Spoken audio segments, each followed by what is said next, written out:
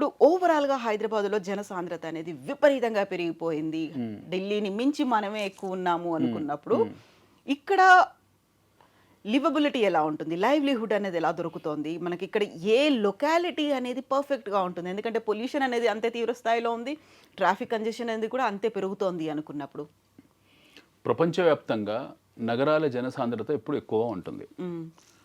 ఒక traditional trend ఏంటంటే, జనరల్‌గా జనసాంద్రత పెరిగినప్పుడు నగరం విస్తరిస్తుంది. మన దేశంలో జనసాంద్రత ఎక్కువ ఉన్న నగరం వచ్చేసి కలకత్తా. హ్మ్. అది almost all 30,000 people per square kilometre ఉంది. ఓకే. అంటే ఒక చదరపు కిలోమీటర్‌కు 30,000 30,000 మంది మంది. ఉన్నారు. హైయెస్ట్ నంబర్ 1 అన్నమాట అది. తర్వాత వచ్చేసి ముంబై ఉంది. హ్మ్. అరౌండ్ 28,000 ఉన్నారు పర్ కిలోమీటర్‌కు. తర్వాత వచ్చేసి మనకు హైదరాబాద్ ఉంది. 18,000 ఉన్నారు. ఢిల్లీ 12,000 ఉన్నారు. అండ్ అరౌండ్ 9,000 మనకు బెంగుళూరు ఉంది. 22,000 అనేది చెన్నై ఉంది. అన్నిట్లో తక్కువ బెంగుళూరు, ఢిల్లీ ఉంది. హ్మ్. ఎక్కువ హైదరాబాద్, కలకత్తా అండ్ ఢిల్లీ ముంబై ఉన్నాయి. ముంబై ఉంది. ఎందుకు అనంటే హైదరాబాద్ నగరం విస్తరించలేదు యాక్చువల్లీ చెప్పాలంటే. జనసాంద్రత దృష్ట్యా మీరు జనసాంద్రత పర్స్పెక్టివ్‌లో మాట్లాడితే హైదరాబాద్ నగరం విస్తరించలేదు. ముంబై నగరం విస్తరించలేదు. కలకత్తా నగరం విస్తరించలేదు. ఇప్పుడు మనం చూస్తున్న విస్తీర్ణత లేదా విస్తరించింది గ్రేటర్ హైదరాబాద్ ఏదైతే అనుకుంటున్నామో ఈ మిగతా నగరాలతో కంపేర్ చేస్తే ఎస్పెషల్లీ విత్ బెంగళూరుతో కంపేర్ చేసినా ఢిల్లీతో కంపేర్ చేసినా మనం అస్సలు విస్తరించలేదు. హ్మ్. ఇప్పుడు బెంగళూరు ఉంది మనకు 9,000 జనాభా ఉంది పర్ స్క్వేర్ కిలోమీటర్. ఢిల్లీ ఉంది 12,000 పీపుల్ పర్ స్క్వేర్ కిలోమీటర్ ఉంది. హైదరాబాద్ ఆల్మోస్ట్ బెంగళూరుకు డబుల్ ఉంది 18,000 ఉంది. హ్మ్. ఒక కిలోమీటర్కు 9,000 వాళ్ళు ఉంటే 18,000 మనం ఉన్నాం. ఆ! సో మీకు బెంగళూరు ఆల్రెడీ విస్తరించేసి స్టేబుల్గా వచ్చింది. అంటే 8,000 పర్ స్క్వేర్ కిలోమీటర్ మహానగరాల్లో అనేది ఒక కామన్ సెన్సెస్. హ్మ్. అంటే కరెక్ట్ స్టాండర్డ్స్లో ఉన్నట్టు లెక్క. అంటే మీకు రోడ్లు కానివ్వండి, ముడి సరుకుల రవాణా కానివ్వండి, వాణిజ్యపరమైన రవాణా కానివ్వండి, ప్యాసింజర్ వెహికల్ మూవ్మెంట్ కానివ్వండి, రోడ్డు వెడల్పులు కానివ్వండి, ఇవన్నీ కూడా మీకు ఆ పెరిఫెరల్లో జరుగుతాయి. హ్మ్. 8,000, 6,000 టు 8,000 మధ్యలో ఉంటాయి. మనది అధిక జనాభా దేశం కాబట్టి ఓకే 8 టు 10,000 మధ్యలో అనేది సెన్సిబుల్. హ్మ్. బట్ వేరాస్ ఎగ్జార్బిడెంట్లీ హైదరాబాద్ వచ్చేప్పటికి మనము ఐడియల్ సిటీ అనుకున్న బెంగళూరుకు ఆల్మోస్ట్ డబుల్ సాంద్రతలో ఉన్నాం. డబుల్ సాంద్రతలో ఉన్నాం మనం నిష్పత్తి ప్రకారం చూస్తే. వాళ్ళు 9,000 మనది 18,000. సో బై ఆల్ స్టాండర్డ్స్ వచ్చేసి హైదరాబాద్ ఎట్టి పరిస్థితిలో ఇది ఎక్స్పాండ్ కావాల్సిందే. ఇప్పుడున్న హైదరాబాద్ నుంచి మనం 8,000, 9,000 స్టేటస్కి రావాలంటే యాజ్ ఇట్ ఈజ్ ఇంతే నగరం మళ్ళీ డెవలప్ కావాలి. అంటే ఇంత సిటీ మళ్ళీ డెవలప్ కావాలి అంటే మీకు ఇంకో 50 నుంచి 60 కిలోమీటర్ల డిస్టెన్స్లోకి వెళ్ళాలి, రేడియస్లోకి వెళ్ళాలి. మన రీజనల్ రింగ్ రోడ్ దాటుకొని ఇప్పుడు ప్రపోజ్ రీజనల్ రింగ్ రోడ్ నుండి ఇంకో 15-20 కిలోమీటర్ల ముందుకు వెళ్ళాలి. ఎప్పుడైతే ఆ స్థాయికి మనం వెళ్తామో అప్పుడు 8,000 టు 9,000 మధ్యలోకి మనం వస్తాం. దాని తగ్గ చర్యలు ప్రభుత్వాలు తీసుకుంటుంది.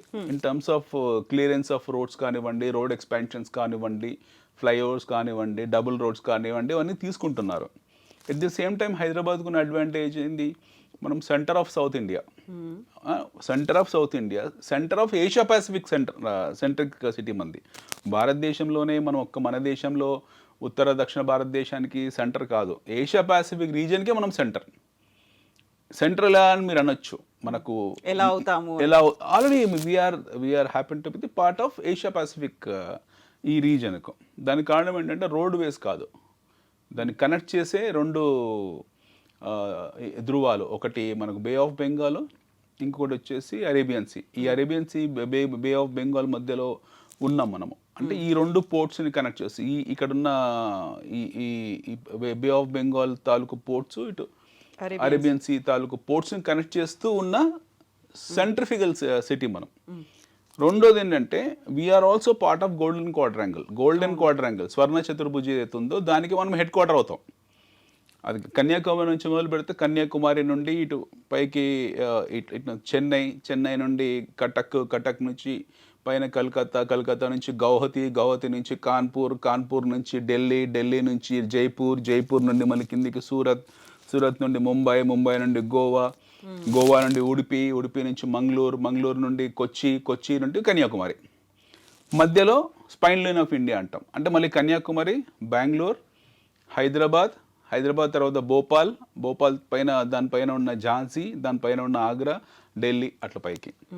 సో ఏ పర్స్పెక్టివ్ లో చూసుకున్నా కూడా point అనేది. We are absolutely at the centre point in terms of, అంటే ఇండియా వచ్చేప్పటికి సెంట్రల్ అండ్ సౌత్ ఇండియాకు మనం సెంటర్ అవుతాము, సౌత్ అండ్ సెంట్రల్ ఇండియాకి సెంటర్ అవుతాము. When it comes to Asia Pacific region we will be head quarter.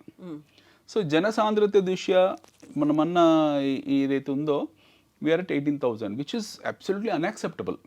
దీనికి గతంలో మీరు ఎన్నోసార్లు ఎన్నో చర్చలు కూడా జరిగాయి, దీని మీద ఎన్నో ప్రణాళికలు రచించారు. బహుశా ఇప్పుడు కూడా ఆ ప్రణాళికల ప్రకారం వెళ్తుంది ప్రభుత్వం కూడా. మీకు 18,000 నేను 8,000, 9,000, 10,000 రేంజ్కి తీసుకొచ్చినప్పుడే ఇక్కడ మీకు సీమ్లెస్ ట్రాఫిక్ కానివ్వండి, ఇక్కడ ఉన్న పొల్యూషన్ కానివ్వండి, ఎకాలజికల్ సిస్టమ్ కానివ్వండి, మన ఎన్వైరన్మెంట్ కానివ్వండి, ఇవన్నీ సేఫ్గా ఉంటాయి, అంటే ప్రజలకు అనుకూలంగా ఉంటాయి. లేకపోతే ఇదే స్థాయిలో మనం వెళ్ళామనుకోండి, it will become big time slum. ఇప్పుడున్న హైదరాబాద్ అనేది పెద్ద ధారావిలా తయారైపోతుంది. ఆల్రెడీ మనం చూస్తున్నాం కొన్ని ఏరియాల్లో. ఇప్పుడు 18,000 హైదరాబాద్ అంటున్నారు, కొన్ని ఏరియాలో 30,000 కూడా ఉండొచ్చు. ఇప్పుడు ఓల్డ్ సిటీలో ఐ డోంట్ సర్ప్రైజ్ కొన్ని ఏరియాస్లో మీకు 30,000-35,000 కూడా ఉండొచ్చు. ఇప్పుడు కుకట్పల్లి, నిజాంపేట అలాంటి ఏరియాస్లో 40,000 కూడా ఉండొచ్చు. సో యాజ్ ఎ సిటీగా మీకు 18,000 కనపడుతుంది యావరేజ్గా. But when it comes to sudden location centric, మీకు కొన్ని ఏరియాలో 10 ఫీట్ల రోడ్లు, 12 ఫీట్ల రోడ్డు ఇవే ఉన్నాయి కదా చాలా మటుకు. మన టౌన్ ప్లానింగ్ డిస్టర్బ్ అయింది. ఇంకోటి జనాభా ఎదుగుదల ఏదైతే ఉందో హైదరాబాద్లో, let us take from 1990 census perspective. 1990 నుంచి ఈ రోజుకు 1990లో 1990లో రికార్డెడ్ పాపులేషన్ వచ్చి 40 లక్షలు. 1990 రికార్డెడ్ పాపులేషన్ 40 లక్షలు. తెలంగాణ ఏర్పడ్డప్పుడు రికార్డెడ్ పాపులేషన్ వచ్చి అరౌండ్ 85 lakhs ఎంతో ఉంది, రఫ్లీ అరౌండ్ 80 lakhs ఎంతో ఉంది తెలంగాణ రాష్ట్రం ఏర్పడ్డప్పుడు. తెలంగాణ రాష్ట్రం ఏర్పడిన తర్వాత ఈ రోజుకు వేరే 1,10 lakhs పాపులేషన్. అంటే దాదాపు మీకు 30-35 లక్షల పాపులేషన్ అడిషన్ వచ్చి చేరింది హైదరాబాద్ నగరంలో గత 10 సంవత్సరాల్లో. అంటే అరౌండ్ 30% గ్రోత్ వచ్చింది 10 సంవత్సరాల్లో. 10 yearsలో 30% గ్రోత్ ఇన్ పాపులేషన్ అనేది ఎగ్జార్బిడెంట్ అనమాట. ఇదే ట్రెండ్ లైన్ కనుక మనం తీసుకుంటే నెక్స్ట్ 10 yearsలో వీ విల్ బి వాట్, మళ్ళీ ఆల్మోస్ట్ 2 crores దాకా వెళ్ళిపోతాం మనం. 1.7 to 2.2 crores దాకా మనం వెళ్తాము ఇదే అర్బనైజేషన్ దృష్టిలో పెట్టుకుంటే.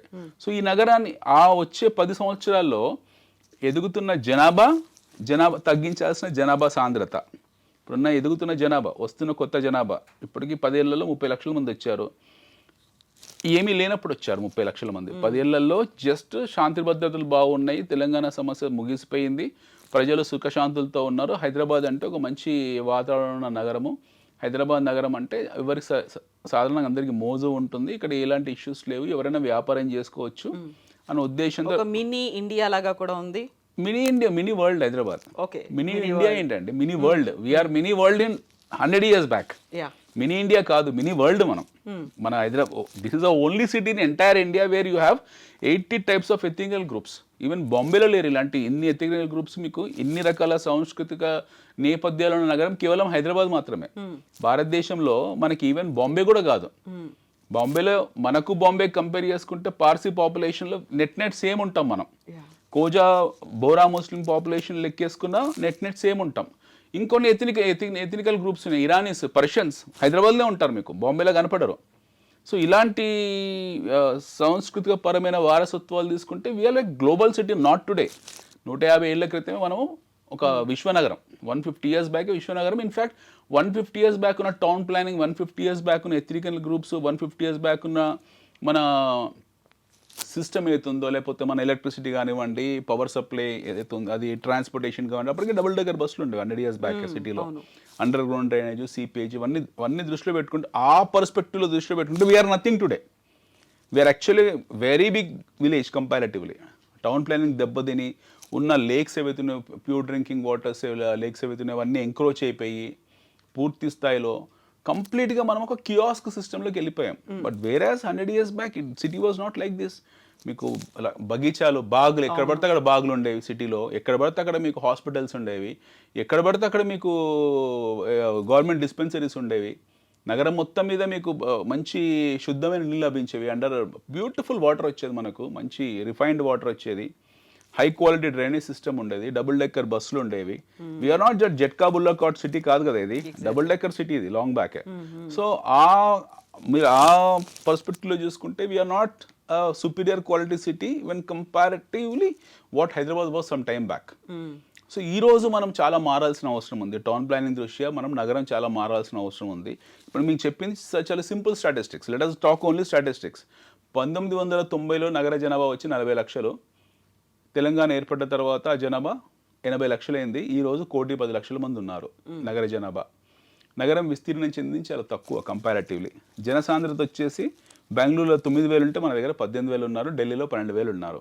సో మీరు ఈ పర్స్పెక్టివ్లో ఆలోచించుకొని పేపర్ పెన్ తీసుకొని మీరు 10,000 నిష్పత్తికి రావాలి నగరము, డెన్సిటీ ఆఫ్ పాపులేషన్ 10,000 నిష్పత్తికి రావాలి అని అంటే as it is city will expand from year. As it is ఈ క్షణము హైదరాబాద్ నగరాన్ని 10,000 జనసాంద్రత తీసుకురావాలి 18,000 నుంచి అనుకొని ఎవరైనా సీరియస్గా ఒక ఉద్యమంలో దీన్ని స్వీకరిస్తే ఇది ఖచ్చితంగా ఇక్కడ నుండి ఇంతే సిటీ ఇంకో డెవలప్ అవుతుంది చుట్టుపక్కల పెరిఫెరల్లో. ఈవెన్ మనం అనుకున్న ఓఆర్ఆర్ రీజనల్ రింగ్ కూడా సరిపోవు, ఇంకో 20 కిలోమీటర్లు ముందుకు వెళ్ళాల్సిందే. సో మనం మాట్లాడేస్తుంది ఎప్పుడైనా సరే లెక్కలు స్టాటిస్టిక్స్ మాత్రమే మాట్లాడాలి. ఏదో గాలికి 10 ఏళ్ళ తర్వాత ఎలా ఉంటుంది, ఇప్పుడు ఇలా ఉంది, ఇవన్నీ మాట్లాడుకోకూడదు. ఈరోజు there are certain parameters, there are certain statistical tools. ఈ టూల్స్ని పారామీటర్స్ మన కళ్ళ ముందు పెట్టుకొని మాట్లాడాలి. ప్రపంచ బ్యాంకులు ఎలా మాట్లాడతారు, IMF ఎలా మాట్లాడుతుంది, ఎకనామిక్ సర్వీస్ ఎలా మాట్లాడతారు, నీతి ఆయోగ్ ఎలా మాట్లాడుతుంది, మనం కూడా అదే స్థాయిలో మాట్లాడాలి. అలా మాట్లాడితేనే మనం కంక్లూడ్ చేయగలుగుతాం. అంతే తప్పిస్తే వెళ్తుందా రియల్ ఎస్టేట్ పర్స్పెక్టివ్ అని మాట్లాడకూడదు. We have to speak only certain facts and figures. So we are a very dull city with any of the vibrant global city. ప్రపంచంలో ఆధునీకరణ చెందిన అద్భుతమైన నగరంతో దృష్టిలో పెట్టుకుంటే మనం ఇంకా ప్రిమిటివ్ స్టేజ్లో ఉన్నాము. కాకపోతే ఏంటంటే మనకు గొప్ప భవిష్యత్తు ఉంది. ఈ గత 10 సంవత్సరాల్లో జరిగిన కొన్ని మంచి పరిణామాలు, గత 10 సంవత్సరాలు తీసుకున్న కొన్ని అద్భుతమైన నిర్ణయాలు, గత 10 సంవత్సరాల్లో దీన్ని ముందే ఊహించి మనకి ఏర్పరిచిన శాటిలైట్ సిటీస్ ఏవైతే ఉన్నాయో ఇవన్నిటిని మనం యాక్షనబుల్స్గా చేసి వీటన్నిటిని ఎగ్జిక్యూట్ చేస్తే yes, we will beat Bangalore, we will beat Mumbai, we will beat Chennai, Chennai already beat చేసాం అనుకోండి, we will beat Delhi in terms of all parameters. Gurgaon ఉంది ఫర్ ఎగ్జాంపుల్, ఢిల్లీలో నేషనల్ క్యాపిటల్ రీజన్. అది గత 15-20 సంవత్సరాలు develop అయిందే కదా. అంతకుముందుకు ఢిల్లీ అనేది చాలా చిన్న సిటీ, హైదరాబాద్ లాంటిది ఓల్డ్ సిటీ. మనకెంత సంస్కృతిపరమైన నాగరికత ఉందో వాళ్ళకి అంతే సాంస్కృతికంగా నేపథ్యం ఉంది. But Delhi has gone exorbitantly big because వాళ్ళు ప్లాన్ చేశారు. ఢిల్లీ అర్బన్ డెవలప్మెంట్ వాళ్ళు ప్లాన్ చేశారు, గురుగావ్ని ప్లాన్ చేశారు, నేషనల్ క్యాపిటల్ రీజన్ ప్లాన్ చేశారు, గాజియాబాద్ ఆ చుట్టుపక్కల ఉన్న రీజన్స్ అన్ని కూడా కొద్దిగా మొహాలి, పంజాబ్లో కొద్దిగా, హర్యానాలో కొద్దిగా, యూపీలో కొద్దిగా అన్ని ముక్కలు తీసుకొచ్చి కలుపుకొని, ఎందుకంటే అప్పటి యూనియన్ టెరిటరీ ఉంటే చిన్న రాష్ట్రం, తర్వాత రాష్ట్రంగా ఏర్పడింది, తర్వాత అది విస్తృతంగా అభివృద్ధి చెంది అది చాలా పెద్ద నగరం అయిపోయింది. దేశ రాజధాని ఒకటి. రెండు ఏంటంటే ఇండస్ట్రీ రావడానికి కూడా అవకాశాలు వాళ్ళు మెరుగుపరుచుకున్నారు. బాంబే ఉంది for example, Mumbai so called. Mumbai చాలా సన్న పొడుగ్గా ఉంటుంది. ముంబైకి ఉన్న డిసడ్వాంటేజ్ అంటే చుట్టూ సముద్రం ఉండి సన్న పొడుగ్గా ఉంటుంది. సో వాళ్ళు రీసెంట్గా సీలింగ్ ఒకటి కట్టేసి నవీ ముంబై నగరాన్ని ఏర్పరచుకున్నారు. ఇప్పుడు ఈ రోజు కూడా అంత చేసా కూడా వాళ్ళ జనసాంద్రత వచ్చేసి మళ్ళీ 22-23 వేల జనాలు ఉన్నారు పర్ స్క్వేర్ కిలోమీటర్. సో వాళ్ళు ఎక్స్పాండ్ అవుతున్నారు. They are also expanding till Lonavala వరకు వెళ్ళింది సిటీ. అటు తానా దాటి ముందుకు వెళ్ళిపోయింది, మహారాష్ట్రలో చొచ్చుకొని వెళ్తున్నారు వాళ్ళు. వాళ్ళకు కూడా చాయిస్ లేదు. Mumbai is not Colaba centric. Mumbai is not Bandra Kurla centric. Mumbai is not the old Villa Parle centric. Mumbai is now, it is now Navi Mumbai centric.